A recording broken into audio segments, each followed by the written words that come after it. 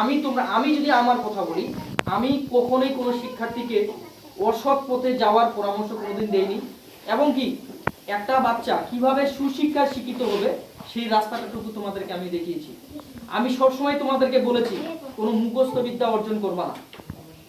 আমি তোমাদেরকে সবসময় বলেছি তোমরা বুঝতে না পারলে 100 বার প্রশ্ন করো, আমি কোনো বিরক্ত হব না। তোমরা হয়তো বা কোনোদিনও বলতে পারবে না যে স্যারকে প্রশ্ন করে আমি স্যারকে বিরক্ত করাইতে পেরেছি পড়ালেখা রিলেটেড কোনো বিষয়। এবং কি আমি তোমাদেরকে সবসময় শেখানোর চেষ্টা করছি, শুধু তোমাদেরকে না, প্রত্যেকটা আমার যতগুলো স্টুডেন্ট আছে, আমার স্কুলের বাইরেও এরকম অসংখ্য স্টুডেন্ট রয়েছে যাদেরকে আমরা প্রাইভেট বা কোচিংয়ে পড়াই, স্কুল বাদেও, তাদের প্রত্যেকের কাছে আমার এই বার্তা সবসময় আমি পৌঁছেই দেই একটা জিনিস, সেটা হচ্ছে তোমরা টার্গেট রাখবা নিজেকে সুশিক্ষায় শিক্ষিত করতে, অন্য কিছু না।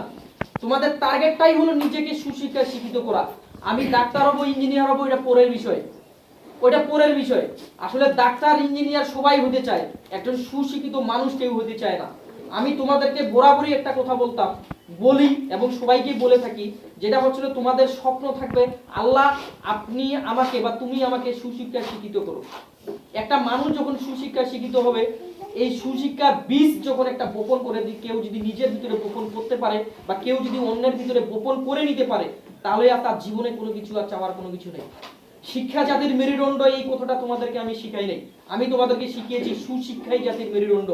যদি শিক্ষা জাতির মেরুদণ্ড হতো, তাহলে আজকে আমাদের সমাজে এত সুদ ঘুষ, তারপরে রাহাজানি, এত অন্যায় অত্যাচার, তারপরে এত অন্যের সম্পদ মেরে খাওয়া, অন্যের বিষয়ে গীবত করা, অন্যের বিষয় নিয়ে নাড়াঘাটা করা, অন্যের পিছনে লেগে থাকা, এই জিনিসগুলো কখনোই আমাদের সমাজে থাকতো না যদি মানুষ যদি সুশিক্ষায় শিক্ষিত হতো।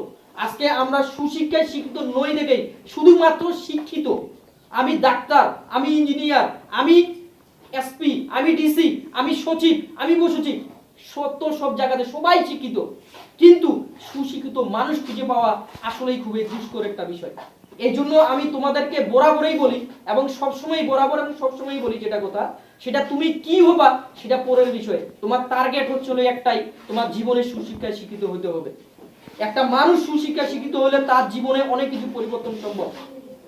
তারপরে বড় বিষয় হচ্ছে নিজের চরিত্রকে সুন্দর রাখা। নিজের চরিত্রকে অবশ্যই তোমাদেরকে সুন্দর রাখতে হবে। নিজের কথাবার্তা, আচার আচরণ, ব্যবহার, এগুলো দিয়ে মানুষকে মুগ্ধ করার চেষ্টা করবে। মানুষ যেন দেখে বলে ও অমুকের মেয়ে, ও অমুকের ভাই, অমুকের বোন, এইরকম ওইরকম না, খুব ভালো তো। এক কথা তোমার আচার আচরণের উপরে ডিপেন্ড করবে, তোমার পরিবারের মানুষের কথা অটোমেটিকই চলে আসবে। আবার তোমার আচার আচরণ, কথাবার্তা, চালচলন যদি ঠিক না থাকে, সেই সাথে তোমার পরিবারও কিন্তু জড়িত হয়ে যাবে। তাই তোমাদের কাছে আমার অনুরোধ, সেটা হচ্ছে তোমরা যেখানেই যাবা না কেন, যে স্কুলে যাবা, যে প্রান্তে ভার্সিটিতে যাবা, পরবর্তীতে অন্য কোনো তোমার স্বপ্নের কোনো প্রফেশনে তুমি চলে যাবা, যেখানেই যাও না কেন, একটা জিনিস মাথায় রাখবা, সেটা হচ্ছে মানুষকে ভালোবাসবে, সৎ পথে চলবে, সৎ থাকবে, অন্যায় কখনো করবে না, অন্যায়কে কখনো প্রশ্রয় দিবে না। এই জিনিসটা অল টাইম মাথার মধ্যে ঢুকে থাকবে। আর একটা বিষয়, সেটা হচ্ছে জীবনে যাই কিছু করো না কেন, কখনোই অন্যের ক্ষতি করে নিজেকে লাভবান হওয়ার কখনোই চেষ্টা করবে না।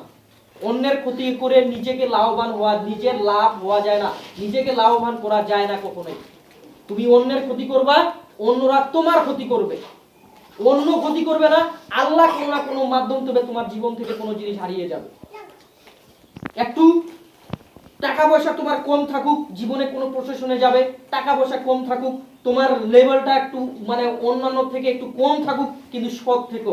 জীবনে সৎ পথে যদি চলতে পারো, আল্লাহ তোমার কাছে খুশি হবে। আর যাদের প্রতি আল্লাহ খুশি, তাদের পৃথিবীর আর কোনো খুশি লাগে না।